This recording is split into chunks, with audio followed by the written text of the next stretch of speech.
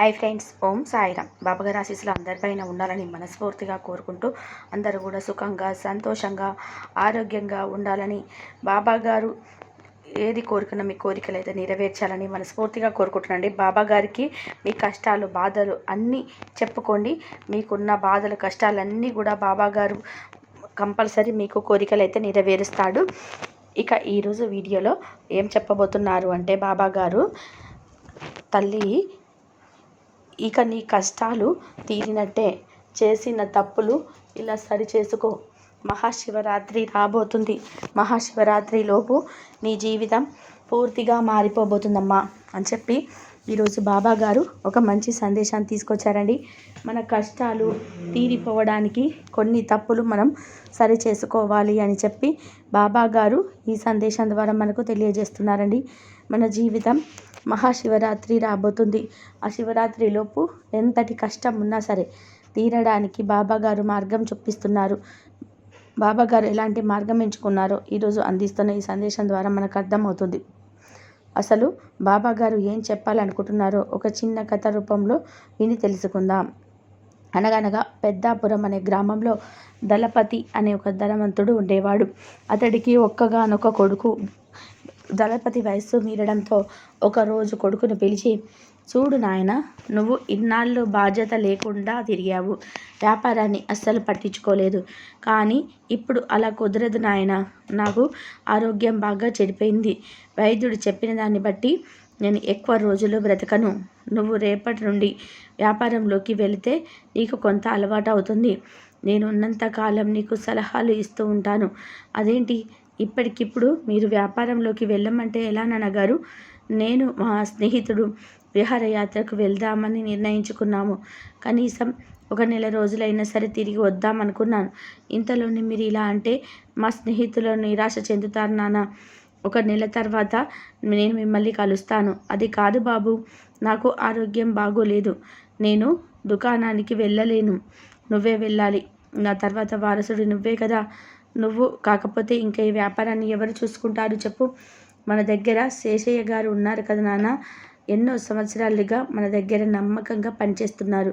వారిని ఒక నెల రోజులు ఉండమని చెప్పండి. తర్వాత నేను వచ్చి చూస్తాను.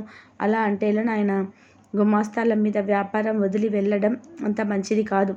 ఎంత నమ్మకస్తుడైనా మన జాగ్రత్తలో మనం ఉండాలి. వ్యాపారం అంటే యజమాని తప్పకుండా దగ్గరుండి చూసుకోవాలి. అబ్బా నాన్నగారు, మళ్ళీ మొదలుపెట్టారా? ఇలాంటి ఉపదేశాలు ఎప్పటి నుండో వింటున్నా. మీరు కాదన్నా అవునన్నా నా స్నేహితులతో కలిసి విహారయాత్రకు వెళ్ళడం ఖాయం. రేపే నా ప్రయాణం. ఇక నేను వెళ్తున్నా. మరొకసారి ఆలోచించుకో బాబు. ఇప్పటి వరకు నువ్వు ఏది చేసినా కూడా నేను అడ్డుకోలేదు. ఇప్పుడు మాత్రం నువ్వు విహారయాత్రకు వెళ్ళకుండా ఉంటేనే మంచిది. తండ్రి ఎంత చెప్పినా కూడా వినకుండా మరుసటి రోజు ఉదయం స్నేహితులతో కలిసి విహారయాత్రకు వెళ్తాడు. కానీ అనుకోకుండా వారం తిరగకముందే దళపతి కాలం చేస్తాడు. విహారయాత్ర నుండి మధ్యలోనే తిరిగి వస్తాడు కిట్టు. ఇలా జరిగిన కొత్త కాలానికి అక్కడికి శేషయ్య వస్తాడు. బాబు, నాన్నగారు కాలం చేసి నెల రోజులు అవుతుంది. ఇక నుండి మీరు దుకాణానికి రావాల్సి ఉంటుంది. శేషయ్య గారు, మీలాంటి నమ్మకస్తులు ఉన్నంత వరకు నాకు ఎటువంటి సమస్య రాదు అని గట్టిగా నమ్ముతున్నాను. నేను నా స్నేహితులు కలిసి విహారయాత్రకు వెళ్తే నాన్నగారు కాలం చేయడంతో మధ్యలోనే తిరిగి రావడం జరిగింది. మళ్ళీ మేము విహారయాత్రకు వెళ్దామని నిర్ణయించుకున్నాము. మీరు నాకు కావలసిన డబ్బు సమకూర్చండి. ఈ సమయంలో మీరేం సలహా ఇవ్వాల్సిన అవసరం లేదు. నాకు 1000 వరహాలు కావాలి. అవి ఇప్పించండి. అయ్యా, డబ్బు మొత్తం నీ ఇంట్లోనే ఉంది. వాటికి సంబంధించిన తాళాలు ఇప్పటికే మీకు ఇచ్చి ఉన్నాను. మీకు కావలసిన ధనం తీసుకోండి. నాకు ఎటువంటి అభ్యంతరము లేదు. మంచిది. మీకేమైనా డబ్బు అవసరం పడుతుందా? నాకు ఎటువంటి డబ్బు అవసరం లేదు. ఇక నేను దుకాణానికి వెళ్తున్నాను బాబు. అలా శేషయ్యను దుకాణానికి వెళ్ళమని చెప్పి కిట్టు తన స్నేహితులతో కలిసి మళ్ళీ విహారయాత్రకు బయలుదేరుతాడు. ఏరా కిట్టు, ఇంకా ఎంత డబ్బు మిగిలింది? నాకు కాబోయే భార్యకు ఒక బహుమతి తీసుకెళ్దాం అనుకుంటున్నాను. నీకు ఎంత కావాలో అంత తీసుకోరా. కాబోయే భార్యకు బహుమతి అంటున్నావు, మంచి విలువైనదే తీసుకెళ్ళు.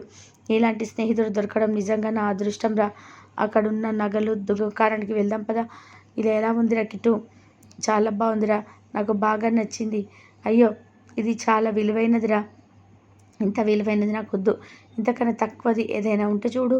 అప్పుడు కిట్టు ఇలా అంటాడు, ఏం పర్వాలేదు, నీకు నచ్చితే తీసుకో, డబ్బు నేను ఇస్తానని చెప్పాను కదా, నువ్వు తీసుకో, చాలా కృతజ్ఞతలురా. నీలాంటి వాడు, ఒరేయ్ మళ్ళీ మొదలుపెట్టావా? నీలాంటి వాడు దొరకడం నా అదృష్టమని మళ్ళీ మళ్ళీ అదే చెప్తున్నావు. విని విని విసుగుపుడుతుంది. కానీ ఇక వెళ్దాం పదా. అలా కిట్టు తన వ్యాపారాన్ని పూర్తిగా గుమాస్తాల మీద వదిలేసి స్నేహితులతో కలిసి తిరిగి తన దగ్గర ఉన్నటువంటి డబ్బంతా తీసుకొని ఖర్చు చేసుకుంటూ ఉంటాడు. అలా ఒకరోజు శేషయ్య గారిని పిలిచి, శేషయ్య గారు, నాకు ఒక 1000 వరహాలు డబ్బు కావాలి. అయ్యా, డబ్బు మొత్తం మీ దగ్గరే ఉంది, వ్యాపారంలో వస్తున్న డబ్బు కూడా ప్రతి నెల మీకు ఇచ్చేస్తున్నాను. ప్రస్తుతం వ్యాపారం అప్పుల్లో ఉంది, బాకీలు చెల్లించమని అడుగుతున్నారు. నేను మీ వద్ద డబ్బు అడుగుదామని వచ్చాను. అదేంటి, వచ్చిన లాభం అంతా ఏం చేస్తున్నారు? వచ్చిన లాభం మొత్తం ప్రతి నెల మీకు లెక్క చెప్పి ఇస్తున్నాను కదండి. ఇంకా మీరు లాభం అని అడిగితే ఏం చెప్పాలి? అయితే ప్రస్తుతం మీరు డబ్బు ఇవ్వలేదని అంటారు. నేను ఇవ్వటం కాదయ్యా, బాకీలు చెల్లించడానికి మీరే నాకు 2000 వరహాలు ఇవ్వమని అడుగుతున్నాను. సరే శేషయ్య గారు, మీకు ఆ డబ్బు సాయంత్రానికి వచ్చేలా ఇస్తాను, మీరు వెళ్ళి రండి. అలా ఆ రోజు కిట్టు తన స్నేహితుడైన రంగన్న దగ్గరికి వెళ్తాడు. జరిగిందంతా కూడా రంగాతో చెప్తాడు. అయ్యో, అయితే నీకు ప్రస్తుతం 2000 వరహాలు కావాలన్నమాట. అవునరా, 2000 వరహాలు ఇచ్చామంటే నీకు నెల రోజుల సమయంలో తిరిగి ఇచ్చేస్తాను. అరే, ఇదే సమయంలో అడిగావేంటిరా? ఇప్పుడే వేరే వాళ్ళకి డబ్బు కట్టవలసి ఉంటే వారికి ఇచ్చేశాను. ఇక నెల రోజుల తర్వాత కానీ వారు డబ్బు తిరిగి ఇవ్వరు. ఏమీ అనుకోవద్దురా ఇటు. అయ్యో, నేనేం అనుకోలేదా, డబ్బుంటే నువ్వు కూడా ఇచ్చేవాడివే కదా, నీ దగ్గర లేకపోతే నువ్వేం చేస్తావు? సరే, ఇక నేను వెళ్ళవస్తాను. అప్పుడు రంగా మనసులో ఇలా అనుకుంటాడు, ఉన్న డబ్బు మొత్తం పోగొట్టుకొని ఇలా అప్పు కోసం వస్తే ఎవరిస్తారు? పోరా పోరా, నీకు డబ్బు ఇస్తే మళ్ళీ తిరిగి రావని నాకు ఎప్పుడో తెలుసు, అందుకే నీకు డబ్బు ఇవ్వనిది. అలా కిట్టు తన అలసత్వం వలన తన ఆస్తిని మొత్తం పోగొట్టుకుంటాడు. డబ్బు లేకపోవడంతో స్నేహితులు కూడా దగ్గరికి రానివ్వరు. వ్యాపారంలో నష్టాలు రావడంతో ఆ వ్యాపారాన్ని కాస్త మూసివేయాల్సి వస్తుంది. చేతిలో ఉన్న డబ్బు మొత్తం అయిపోతుంది. అబ్బా, ఇటువంటి జీవితం ఇక నేను బ్రతకలేను, ఆత్మహత్య చేసుకుంటే ఎటువంటి బాధ ఉండదు. అలా కిట్టు ఆత్మహత్య చేసుకుందామని ఒక పర్వతం పైకి ఎక్కుతాడు. అక్కడ ఒక ఋషివర్యుడు కిట్టుని చూసి, ఆత్మహత్య చేసుకుందామని వచ్చావా నాయనా? నీకు వచ్చిన కష్టం ఏ పాటిది కాదు, నీ నిర్లక్ష్యం వల్లనే నీకు ఉన్నదంతా కూడా పోగొట్టుకున్నావు. ఇప్పుడు ఆత్మహత్య చేసుకుందామని అనుకుంటున్నావు. స్వామి, నేను మీకు ఏమీ చెప్పకుండానే నా గురించి అన్నీ చూసినట్టు చెబుతున్నారు. ఇది మీకు ఎలా సాధ్యమైంది? చూడు నాయనా, ఇదంతా కూడా నా తపోశక్తి వల్ల సంపాదించాను. సమస్యలకు ఆత్మహత్య పరిష్కారం కాదు, దానికి ఎదురు నిలబడితేనే సమస్య నీకు దూరంగా వెళ్ళిపోతుంది. నేను నమ్మిన వారు నన్ను మోసం చేశారు. ఇక నాకు అటువంటి జీవితం వద్దు, అందుకే ఈ నిర్ణయం తీసుకున్నా. కానీ మీరు ఇంత ప్రశాంతంగా సంతోషంగా ఎలా ఉండగలుగుతున్నారు? చెప్పాను కదా నాయన, నా తపస్సు నన్ను ఇలా ప్రశాంతంగా ఉండేటట్టు చేస్తుంది. నీకు ఈ ప్రశాంతత కావాలి అంటే నువ్వు కూడా తపస్సు చేస్తే నీకు దక్కుతుంది. అయితే నేను తపస్సు చేయాలని నిర్ణయించుకున్నా. ఏం చేయాలి అనేది నాకు కాస్త వివరించండి గురువర్య. అయితే విను అని ఏదో కొన్ని తపోశక్తులు రహస్యాలు వివరిస్తాడు. అలా చేస్తే నీకు అమ్మవారి కృపా కటాక్షాలు దక్కుతాయి.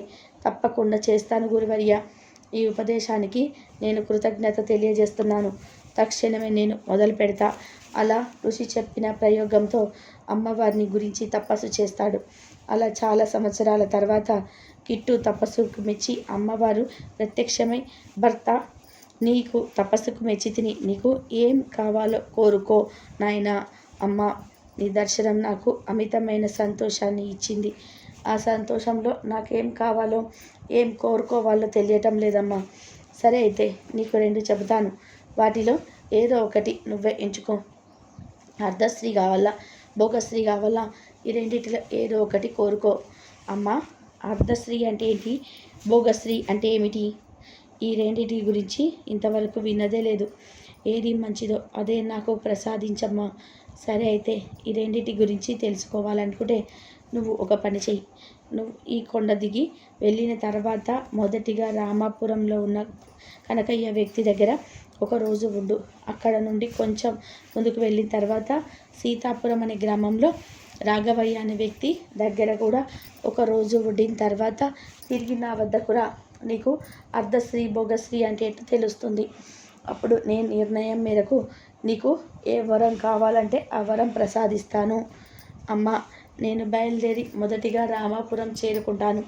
అమ్మవారి దగ్గర సెలవు తీసుకున్న కిట్టు మొదటిగా రామాపురంలో ఉన్న కనకయ్య దగ్గరికి వెళ్తాడు. ఆహా, ఎంత పెద్ద భవనం! రాజా భవనంలా ఉంది. చాలా డబ్బున్న జమీందార్లా ఉన్నారు. లోపలికి వెళ్దాం. ఎవరు బాబు నువ్వు? ఇంతకు మునుపు ఎక్కడ చూసిందే లేదే. ఏ పని మీద వచ్చావు? అయ్యా, నా పేరు కిట్టు. నేను ఒక బాటసారిని. మీ ఇంటి వద్ద ఒకరోజు విశ్రాంతి తీసుకుందామని వచ్చాను. అతిథి దేవో భవ. మా ఇంటికి ఎవరు వచ్చినా వారికి ఆశ్రయం ఇవ్వడం నా అలవాటు. మీకు నచ్చినంత కాలం ఇక్కడ బస చేయవచ్చు. భోజన సమయం కూడా కాబోతుంది. ఒక క్షణం. ఒరే సూరి, ఇలా రా. బాబు, ఇతడు మా సూరి, వంటవాడు. మీకు భోజనంలో ఏం తినాలని ఉంటే అవి మీకు వండి పెడతాడు. మీకు కావలసిందన్నీ కూడా చెప్పండి. నాకు కాస్త పని ఉంది. నేను బయటికి వెళ్ళి వస్తాను. చెప్పండి అయ్యా, మీకు ఎలాంటి వంటకాలు కావాలి? మీకు కావలసినవి నిరభ్యంతరంగా చెప్పవచ్చు. అయ్యో, నాకు ప్రత్యేకంగా ఏమీ అవసరం లేదు. జమీందారు గారు ఏం తింటే నేను అదే తింటాను. ఆయన తింటున్నది మీరు తినలేరయ్యా. సరే, మీరు యువకులు కాబట్టి మీకు ఏది బాగా వంట పడుతుందో అదే మీ ఒంటికి చేసి పెడతాను. నేను వడ్డిస్తాను. తిన్న తర్వాత మీరే చెప్పండి. అది సరే కానీ సూరి, ఇక్కడ ఇంత పెద్ద ఇంట్లో ఎంతమంది ఉంటారు? అయ్యా, నేను వంటవాడిని. నా భార్య పిల్లలతో కలిసి ఉంటాను. అంతేకాదు, నాతో పాటు తోటమాలి, బట్టలు ఉతికేవాడు, ఇల్లు శుభ్రం చేసేవాడు, ఇంకా అయ్యగారి సొంత పని చూసుకునేవాడు, ఇలా చాలామంది ఇక్కడే ఉంటామయ్యా. అందరికీ ఇక్కడే ఆశ్రయం ఇచ్చారు అయ్యగారు. కానీ అయ్యగారికంటూ ఎవ్వరూ లేరు. అయ్యగారు ఒంటరి. ఉన్న ఒక కొడుకు రాజుగారి దగ్గర కొలువు చేస్తూ ఉంటాడు. అతను సంవత్సరంలో ఒక్కసారి మాత్రమే ఇంటికి వచ్చి పోతూ ఉంటాడు. ఏంటి, ఇంతమందికి ఆశ్రయం ఇస్తూ ఉంటే ఇతని కొడుకు మాత్రం రాజస్థానంలో కొలువు చేస్తున్నాడా? అలా ఉండగా కొంత సమయానికి యజమాని తిరిగి వస్తాడు. ఇద్దరికీ భోజనం వడ్డిస్తాడు. ఇదిగోనయ్య, పప్పు, రసం, సాంబారు, వేపుడు కూరలు, తీపి పదార్థాలు అన్నీ వడ్డించాను. మీకు ఇంకా కావాలంటే మొహమాట పడకుండా అడగండయ్యా. ఇదిగోండి మీ ఆహారం. అదేంటి, నాకేమో పంచభక్ష పరమాన్నాల భోజనం పెట్టి జమీందారికి మాత్రం అటుకులతో చేసిన ఉగ్గాని పెట్టారు. ఏమీ అర్థం కావటం లేదేంటి? బాబు, ఆలోచిస్తున్నావా? నీకు పంచభక్ష పరమాన్నాలు పెట్టి అతడికి ఉగ్గాని పెట్టారు అనుకుంటున్నావా? నాకు ఏది తిన్నా అరగదయ్యా. వైద్యుడు ఇవి మాత్రమే తినమని చెప్పాడు. అది కూడా చాలా తక్కువ. అయ్యో, మరుగుదల సమస్య ఉందా మీకు? నన్ను క్షమించండి. నీ ముందు కూర్చొని నేను ఇలా అన్ని రకాల వంటకాలు తినలేను. నాకు కూడా ఉగ్గాని వడ్డించండి. అయ్యో, నువ్వు అలా బాధపడకు బాబు. మా ఇంట్లో పని వాళ్ళందరూ అన్ని రకాల వంటకాలతో ప్రతిరోజు భోజనం చేస్తారు. కానీ నేను మాత్రం ఇలానే తింటాను. గత 20 ఏళ్ళుగా ఇదే నా ఆహారం. నువ్వు నీ భోజనం కానివ్వు బాబు. అయ్యో, గత 20 ఏళ్ళుగా ఇలాగే ఉన్నారా? బాబోయ్, ఎలా తింటున్నారయ్యా రుచి పచి లేని ఈ భోజనం. అలా భోజనం ముగిసిన తర్వాత రాత్రి సమయంలో విశ్రాంతి తీసుకుంటూ ఉంటారు జమీందారు గారు. గదిలోని కిట్టు కూడా విశ్రాంతి తీసుకుంటాడు. మధ్యరాత్రి జలో జమీందారు గారు ఆయాసపడుతున్నట్టు శబ్దం విన్న కిట్టు లేచి కూర్చుంటాడు. అబ్బా, అమ్మ అంటూ ఉంటాడు. ఏంటి లేచి కూర్చున్నాడు? ఏమైంది? ఏదో ఆందోళన చెందుతున్నారు. ఈరోజు కాస్త ఎక్కువగా తిన్నట్టున్నాను బాబు. ఇప్పుడే కాస్త వాంతి కూడా చేసుకున్నాను.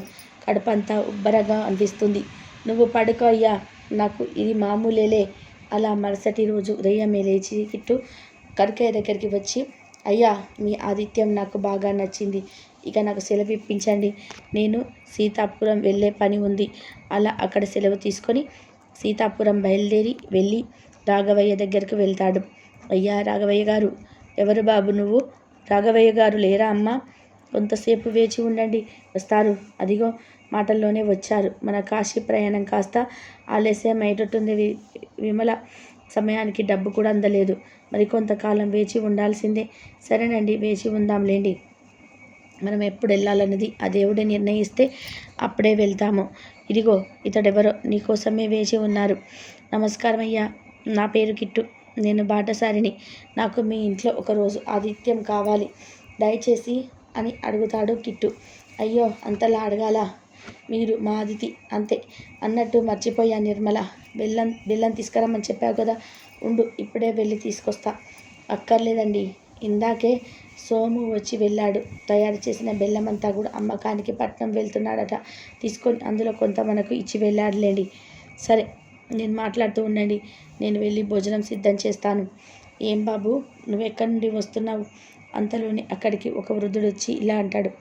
అయ్యా రాఘవయ్య, నువ్వు కాశీకి వెళ్ళాలి అనుకుంటున్నావు అని తెలిసింది. వచ్చేటప్పుడు నాకు కొంచెం గంగాజలం తీసుకురా. ఇదిగో ఈ డబ్బులు ఉంచుకో, దారి ఖర్చులకు పనికొస్తాయి. ఇప్పుడే నా భార్యతో అన్నాను, పెద్దయ్య కాశీ ప్రయాణం కాస్త ఆలస్యమయ్యేటట్టుంది అని. డబ్బు సర్దుబాటు కాలేదని అలా అన్నాను. అనుకోకుండా నువ్వు డబ్బు తీసుకొచ్చి ఇచ్చావు. ఇక కాశీ ప్రయాణం 2 రోజులలో పెట్టుకుంటాను. నువ్వు కాశీ రావాలని ఆ భగవంతుడు అనుమతి ఇచ్చినట్టున్నాడయ్యా. అందుకే నన్ను పంపి డబ్బు అందేలా చేశాడు. సరే, నేను వెళ్ళి వస్తాను బాబు. ఇందాక ఏదో మాట్లాడుతూ ఉంటే ఆ పెద్దయ్య వచ్చాడు. సరే, నీకు పంచభక్ష పరమాన్నాలు అయితే పెట్టలేను కానీ పప్పు కూరతో మాత్రమే భోజనం పెట్టగలను. అదే నా స్తోమత. ఏమీ అనుకోవద్దయ్యా. అలా అంటారేంటి? మీ ఇంట్లో ఆఖరికి గంజి ఇచ్చినా సరే తృప్తిగా తీసుకుంటాను. అప్పుడు లోపల నుండి నిర్మల వచ్చి ఇలా పిలుస్తుంది. రండి, భోజనం సిద్ధం చేశాను, వేడి వేడిగా ఉంది, తిందురు కానీ. అలా కిట్టుతో కలిసి భోజనానికి కూర్చుంటాడు రాఘవయ్య. ఏంటి నిర్మల, ఈరోజు భోజనాలు చాలా బాగున్నాయి. కూరలు అరిసెలు నిండుగా ఉన్నాయి. అతిథి వచ్చాడన సోము బెల్లం తెచ్చాడు. రత్తమ్మ కూరలేవో ఇంట్లో పండాయంట, అవి తీసుకొచ్చి ఇచ్చిందండి. ఉన్నవన్నీ పాడిపోతాయని వండాను అంతే. అతిథి వచ్చే సమయానికి అలా కుదిరాయి. ఆహా, ఎంత రుచిగా ఉందమ్మ భోజనం, చాలా బాగుంది, నాకు చాలా నచ్చింది. ఏదో బాబు, మాకు ఉన్న దాంట్లోనే ఇలా కాస్త రుచికరంగా తింటాము. నీకు నచ్చింది, అది మా అదృష్టం. ఇదిగో మామిడి పండు వడ్డించడం మర్చిపోయా, పంట చేతికొచ్చాక వచ్చిందంట. బుట్ట నిండా ఈశ్వరయ్య తీసుకొచ్చి ఇచ్చాడు. ఆహా, బాగుంది. తిన్న తర్వాత పళ్ళు కూడా వచ్చాయన్నమాట. ఆ రోజు రాత్రి అంతా కూడా రాఘవయ్య ఇంట్లో బస చేసి ఉదయం తిరిగి ప్రయాణం అవుతూ, అయ్యా ఇక నేను బయలుదేరుతా. మీ ఆతిథ్యం నాకు బాగా నచ్చింది. మీకు ఏదైనా బహుమతి ఇద్దామన్న నా దగ్గర ఏమీ లేదు. నన్ను క్షమించండి అయ్యా. నీ నుండి ఎటువంటి ప్రతిఫలం ఆశించి నీకు ఆశ్రయం ఇవ్వలేదు బాబు. మా దగ్గర నీలాగా చాలామంది వచ్చి వెళ్తూ ఉంటారు. మళ్ళీ మా ఇంటికి వచ్చి మా ఆతిథ్యం స్వీకరించండి. అలా అక్కడి నుండి కొండ మీద ఉన్న అమ్మవారి వద్దకు వచ్చి జరిగిందంతా చెప్తాడు. అయితే అర్ధశ్రీ భోగశ్రీ అంటే ఏంటో వారిద్దరిని చూసిన తర్వాత అర్థమైంటుంది. నువ్వు మొదటిగా వెళ్ళిన కనకయ్య జమీందారు వద్ద ఆస్తిపాస్తులు లెక్కకు మించి ఉన్నాయి. ఇంటి నిండా పనివాళ్ళు, తాజ్మహల్ లాంటి ఇల్లు అన్నీ ఉన్నాయి. కానీ ఆ కనకయ్య గురించి నువ్వు ప్రత్యక్షంగా చూశావు. కనకయ్య జీవితం అర్ధశ్రీ. ఇక ఉన్న పొద ఉన్న దాంట్లో చాలా సంతోషంగా అనుకున్నది ఏదో విధంగా వారికి సమకూరుతూ సంతృప్తిగా ఉంటూ సంతృప్తిగా తింటూ చక్కగా నిద్రపోతూ జీవితం గడుపుతున్న రాఘవయ్య జీవితం భోగశ్రీ. ఈ రెండిటిలో నీకు ఏది కావాలో నిర్ణయించుకున్నావా? అనుకున్నది ఏదో విధంగా సమకూరుతూ సంతృప్తిగా తింటూ బతికే రాఘవయ్య జీవితం నాకు బాగా నచ్చిందమ్మా. డబ్బులు లేకపోయినా పర్వాలేదు, నాకు మాత్రం భోగశ్రీని ప్రసాదించమ్మా. తదాస్తు. ఈ భోగశ్రీ జీవితాన్ని నేను ఇప్పుడు నీకు ప్రసాదిస్తున్నాను, కానీ నీ తండ్రి నీకు ఎప్పుడో అదే ప్రసాదించాడు. నీకు కావలసినంత డబ్బు, వ్యాపారంతో పాటు మంచి ఆరోగ్యాన్ని కూడా ఇచ్చాడు. నువ్వే నీ అలసత్వంతో చేతులారా వాటిని అన్నిటినీ కూడా దూరం చేసుకొని ఆత్మహత్య చేసుకోవాలని అనుకున్నావు. ఇక ముందైనా సరైన నిర్ణయం తీసుకొని మంచి జీవితం గడుపుతావని ఆశిస్తున్నాను. అమ్మా, నా కళ్ళు తెరిపించావు. ఇక మీదట నేను ఎటువంటి తప్పులు చేయనని నీకు మాట ఇస్తున్నాను. అలా కిట్టు తిరిగి తన ఊరి చేరుకొని చిన్నపాటి వ్యాపారం పెట్టి వచ్చిన లాభంతో సంతృప్తికరమైన జీవితాన్ని గడపసాగాడు. ఈ కథను బట్టి బాబాగారు మనకు ఏం తెలియజేస్తున్నారు అంటే, నిజంగా మన చేతిలో డబ్బున్నంత వరకు మన చుట్టూ స్నేహితులు కానీ మన చుట్టూ ఉన్న బంధువులు కానీ మన దగ్గరికి వస్తారు. అదే డబ్బు కనుక లేకపోతే మనల్ని పట్టించుకునే వారే ఉండరు. అసలు ఈ కథలో కిట్టుకి కూడా అలాగే జరిగింది. తన స్నేహితులు ఎంత మోసం చేశారు. తన దగ్గర డబ్బు ఉన్నంత వరకు బాగా వాడుకున్నారు. ఆ తర్వాత ఒకరోజు డబ్బు కావాలని కిట్టు వెళ్తే తన స్నేహితుడు ఎంత చక్కగా జారుకున్నాడు. ఈ విధంగా ఉంటుంది నిజ జీవితంలో కూడా అంతే. మన చుట్టూ ఉన్న వాళ్ళు ఎలా మోసం చేస్తారు అనేది. కాబట్టి మన దగ్గర ఏమున్నా లేకపోయినా సరే ఉన్నది ఎవరితోనూ చెప్పుకోకూడదు. లేనిది కూడా లేదు అని ఎవరితోనూ కూడా చెప్పుకోకూడదు. ఉన్నది లేనిది ఆ భగవంతుడికి తెలుసు. ఏమి ఇవ్వాలి అన్నది కూడా, ఏ సమయానికి సమకూర్చాలన్నది కూడా ఆ భగవంతుడు నిర్ణయిస్తాడు. ఇన్ని తెలిసిన తర్వాత ఇంకా మనం తప్పు చేస్తామా? మన బాబా గారు చక్కగా కూర్చోబెట్టుకొని ఇంత గొప్ప సందేశాన్ని ఇచ్చారు అంటే నిజంగా ఇంకెప్పుడు మనము తప్పు చెయ్యము. ఇంకా మనం తప్పు చేస్తున్నాము అంటే బాబా గారు చెప్పింది మన బుర్రలోకి ఎక్కలేదు అని అర్థం. అలాగే మనిషిని ఎప్పుడు నమ్మకండి, దైవాన్ని నమ్ముకోండి చాలు. దైవం ఎప్పుడు తోడుగా ఉంటుంది. ఈరోజు బాబా గారు అందించిన ఇంత గొప్ప సందేశాన్ని మీకు నచ్చినట్లయితే శ్రద్ధ సబూర్ అని కామెంట్ చేయండి. అలాగే అందరికీ అందేలాగా షేర్ చేయండి, లైక్ చేయండి.